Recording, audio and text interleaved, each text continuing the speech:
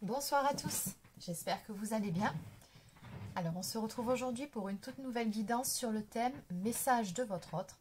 Donc nous allons voir ensemble où en est la personne de votre cœur, ce qu'elle pense de vous, ce qu'elle a peut-être l'intention de faire ou pas, on va voir ça tout de suite. Donc cette guidance s'adressera surtout à des personnes qui sont en séparation d'avec la personne de leur cœur, donc soit en pause, soit dans le cadre d'une vraie rupture ou encore en froid. Allez, c'est parti.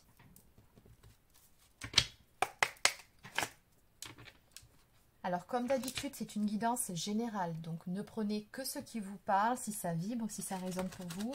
Si ce n'est pas le cas, c'est que cette guidance ne vous est pas adressée. Ce sera peut-être pour la prochaine. Autre chose, pour les personnes qui souhaiteraient une guidance personnalisée, un soin énergétique ou encore un soin de libération karmique, vous pouvez prendre rendez-vous directement sur mon site marieguidance.fr. Allez, ceci étant dit, on y va. Alors, où en est la personne de votre cœur? Que peut-on nous dire aujourd'hui? C'est parti. Bon.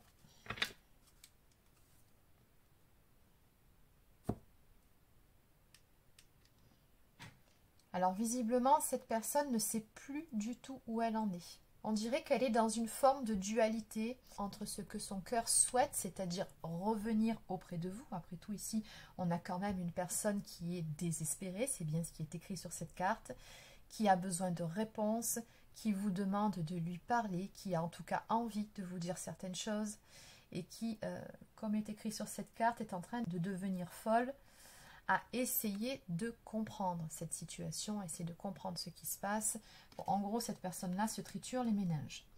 Et de l'autre côté, on a quelqu'un qui est plutôt indécis, qui ne sait pas réellement ce qu'il ou elle doit faire. Donc, si elle doit passer un cap, si elle doit passer à autre chose, si elle doit revenir vers vous. Et ça, j'ai plutôt l'impression que ça vient de la tête. Donc, d'un côté, on a les peurs. Et de l'autre, on a l'appel du cœur qui dit « Non, mais tu vois bien que ça ne va pas. Tu te fais du mal. Tu as des questions qui restent sans réponse. » Bon, enfin bon, vous avez compris l'idée. On a vraiment quelqu'un ici qui est dans une dualité totale. Donc, étant donné que cette personne n'est pas claire avec elle-même et qu'elle ne sait pas du tout où elle en est, effectivement, ça devient très compliqué pour vous. Alors, qu'est-ce qu'on peut me dire de plus par rapport à cette personne?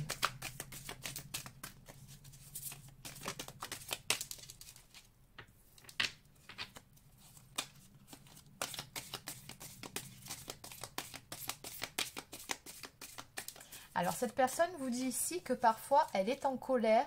D'ailleurs, la plupart du temps, elle est en colère après elle-même.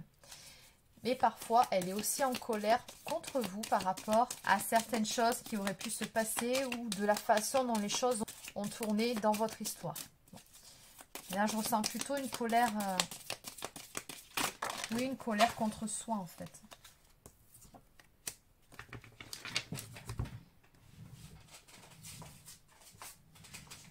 Je préfère vous le dire quand je vois cette carte juste à côté, plus la coupe, plus votre autre est complètement dans l'ego. Ça, c'est clair.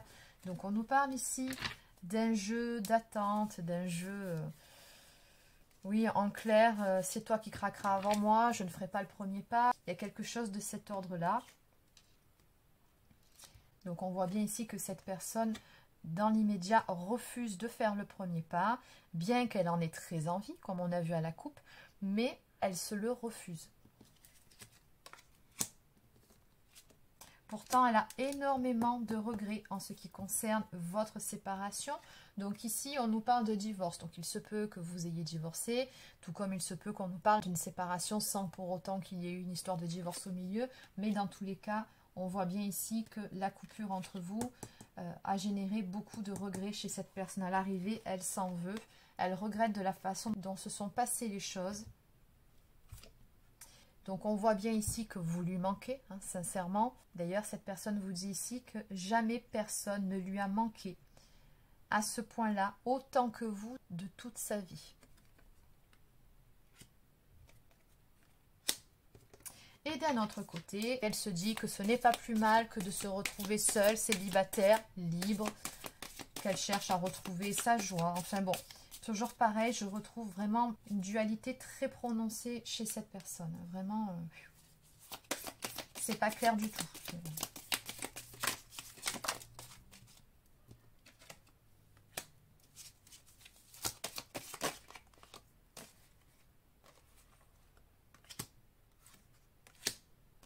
Ouais, c'est ça, voilà, je vous parlais de dualité, regardez ce qui vient de sortir. C'est ça, cette personne, elle est torturée de l'intérieur. Moi, je la sens vraiment dans dans un conflit intérieur. Elle n'est pas en paix avec elle-même, elle est vraiment en conflit entre son cœur et sa tête.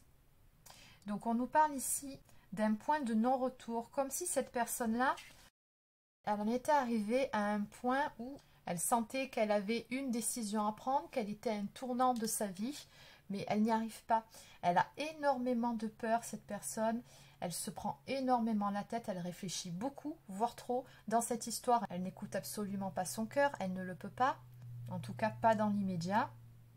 On nous parle de peur, on nous parle de panique, on nous parle d'un sentiment de solitude, de nervosité, de prise de tête. Enfin bon, vous voyez le tableau.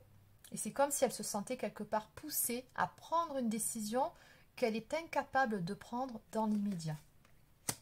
Avec la carte ton choix, c'est comme si quelque part, limite, elle vous en voulait d'avoir pris une décision à un moment donné. Je me demande si ce n'est pas vous qui avez mis un terme à la relation, qui avez peut-être posé certaines limites à un moment donné qui ont pu pousser la relation à se terminer.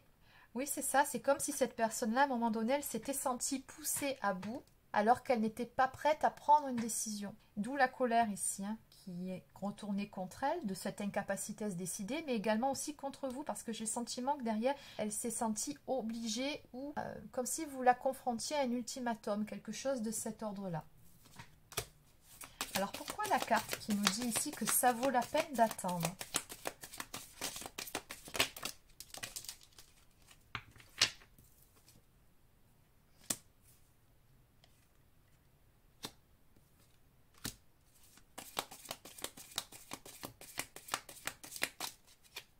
Je me demande même si, à un moment donné, cette personne-là ne vous a pas demandé de rester amie ou quelque chose de cet ordre-là et que pour vous, ce n'était pas possible, ça ne correspondait pas à ce que vous attendiez. Il y a quelque chose ici de cet ordre-là également.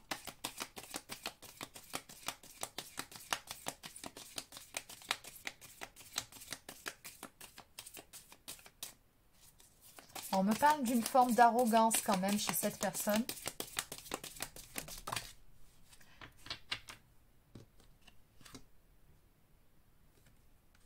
Ouais, bon, on me dit également que c'est une personne qui a beaucoup de désir pour vous. Bon, elle ne vous a pas oublié, ça c'est clair.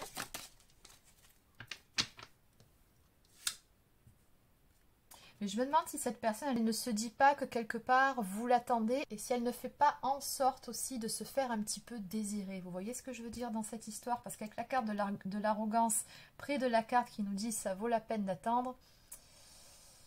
Oui. Ah, on a vraiment deux...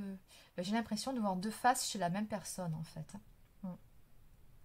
Bon, on nous dit ici qu'il s'agit d'un lien sacré.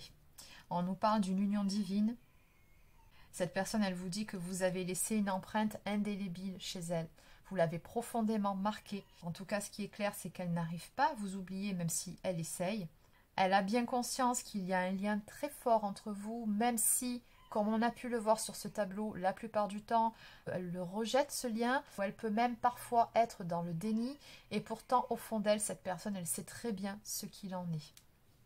D'où vraiment cette dualité ici qu'on a rencontrée tout le long de cette guidance.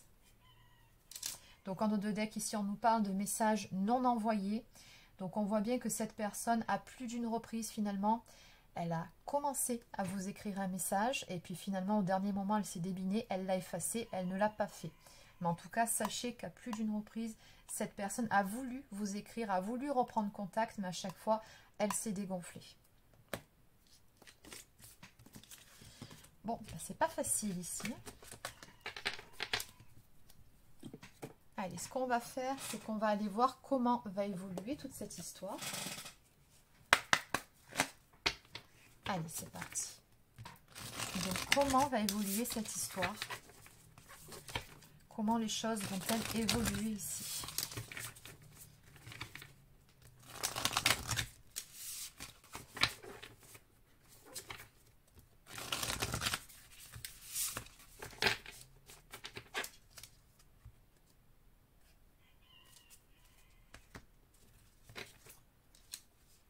Alors, à la coupe, bon, on a la clé du destin sur une union. Bon, le message est très clair. On nous dit bien ici que quoi qu'il en soit, à un moment donné, tous les deux, vous êtes censés vous retrouver. D'une façon ou d'une autre, ça doit se produire. Donc après, il y a toujours au milieu de tout ça, cette notion de libre arbitre qui fait que ça peut prendre plus ou moins de temps. Mais à l'arrivée, votre destin à tous les deux, c'est de vous retrouver à un moment donné. Ça, c'est très clair. Donc, on nous parle de destinée, on nous parle d'un couple officiel ici. Donc, ça ne fait aucun doute.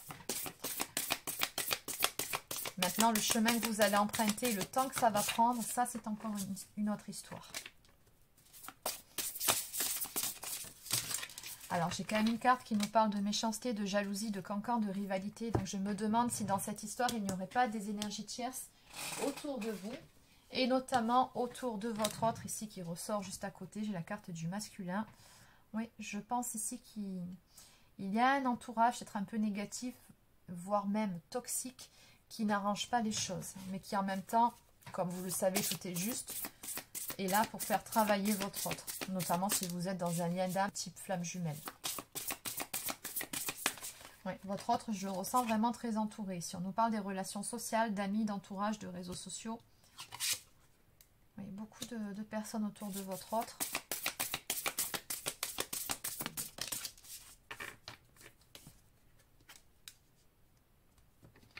Oui, on nous dit que tous les deux, de toute façon, ça a été une très très belle histoire. On nous parle d'une belle rencontre, d'un coup de foudre, d'apprivoisement, de connexion, donc une connexion spirituelle entre vous, ça c'est clair.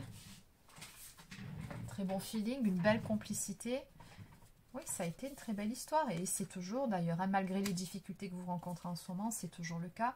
Mais on vous dit ici qu'il va falloir laisser du temps au temps, faire preuve de patience parce qu'effectivement les choses vont mettre un certain temps à se mettre en place puisqu'on nous parle quand même de lenteur avant de pouvoir parvenir à cette union, avant de pouvoir parvenir à un engagement stable. Donc on nous parle ici d'une histoire qui va se construire avec le temps, d'une relation solide où les sentiments sont sincères, profonds et de contrat. Donc contrat, ça peut nous parler d'un contrat d'âme, comme on l'a vu à la coupe puisqu'il y a une notion de destinée entre vous, oui, mais ça peut aussi nous parler éventuellement d'un pax ou d'un mariage par la suite, d'autant plus avec la carte de l'union à côté. Donc oui, de toute façon, cette relation évoluera vers une relation stable, vers quelque chose de sérieux. Maintenant, je ne vous cache pas ici quand je vois cette carte que c'est pas pour tout de suite. Il va vraiment falloir laisser du temps au temps. J'ai comme le sentiment ici que cette personne doit déjà faire un certain travail au niveau de ses peurs. Elle doit se réconcilier avec elle-même parce qu'elle n'est pas du tout claire avec elle-même. Comment voulez-vous qu'elle le soit avec vous quand elle-même, elle ne sait pas du tout où elle en est. On a bien vu son jeu, ça a été un peu catastrophique. Donc, bon, dans une dualité énorme. Et en plus de ça, on a un entourage ici qui ne facilite pas les choses. Donc, cette personne doit aussi faire un certain tri, un certain ménage autour d'elle. Donc, en dos de deck, ici, on nous parle de doute, de questionnement, d'hésitation, d'incertitude et de peur, ce qui reprend parfaitement l'état d'esprit de votre autre à l'heure actuelle. Et c'est surtout ça qui bloque pour le moment la relation. Allez, on va terminer avec quelques cartes messages.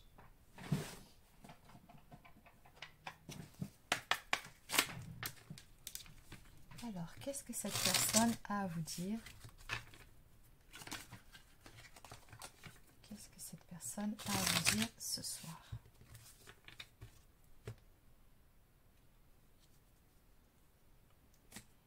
Elle vous dit que le timing n'était pas bon pour vous au moment où vous vous êtes rencontrés. Ce n'était pas le bon moment. Ça, par contre, elle en est consciente.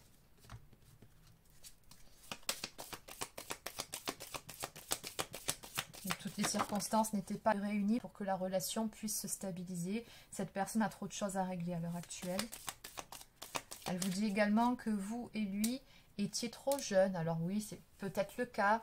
Après, il y a peut-être aussi un petit manque de maturité, certaines choses qui étaient en gestation, qui sont à travailler, comme on l'a vu, bon, ça va dans le même sens. Moi, je pense que c'est plutôt dans la tête, là. Elle vous dit encore une fois que le timing n'était pas le bon pour vous deux. Et qu'elle souhaiterait vous avoir traité beaucoup mieux que ce qu'elle a pu le faire. Donc il y a peut-être certains comportements qu'elle regrette ou certaines paroles qu'elle a prononcées par rapport auxquelles elle a des remords.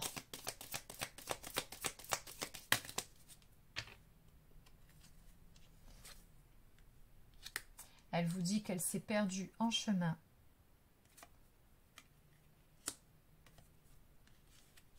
Que vous avez pu l'approcher et finalement la connaître mieux que qui que ce soit d'autre. C'est-à-dire que vous avez réussi à percer cette personne à jour. Et peut-être aussi que ça fait partie des choses qui lui ont fait peur. C'est que vous la connaissez finalement mieux que personne d'autre. Et juste à côté, elle vous dit d'ailleurs qu'elle est partie avant que vous puissiez la quitter ou la laisser tomber. Donc peu importe finalement qui a généré la séparation, elle vous dit tout simplement ici qu'elle a fait en sorte de partir ou en tout cas de prendre des distances par rapport à vous avant que vous ne le fassiez. Bon, ça très clairement c'est la blessure de rejet. La personne elle se met en retrait parce qu'elle se dit qu'elle n'est pas à la hauteur et que de toute façon à un moment donné ou à un autre vous vous rendrez compte qu'elle n'est pas assez bien ou qu'elle n'est pas assez ceci, ou bon, peu importe, et vous finirez par la quitter de toute façon, donc quelque part on anticipe avant que ça fasse mal. Bon, c'est ça la blessure de rejet. Et en dos de deck, elle vous dit tout simplement « Je t'aime ». Allez, on va terminer avec une ou deux cartes du petit oracle des âmes amoureuses. Bon, bah écoutez, oui, ça je vous le confirme.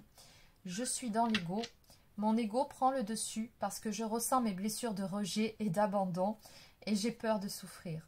Alors, je cadenasse mon cœur et je m'enferme dans mon mental. Je veux changer, accorde-moi un peu de temps. Bon, et bien voilà une carte qui reprend l'intégralité de la guidance d'aujourd'hui. Donc, on va en prendre une deuxième. Est-ce qu'il y a autre chose à dire?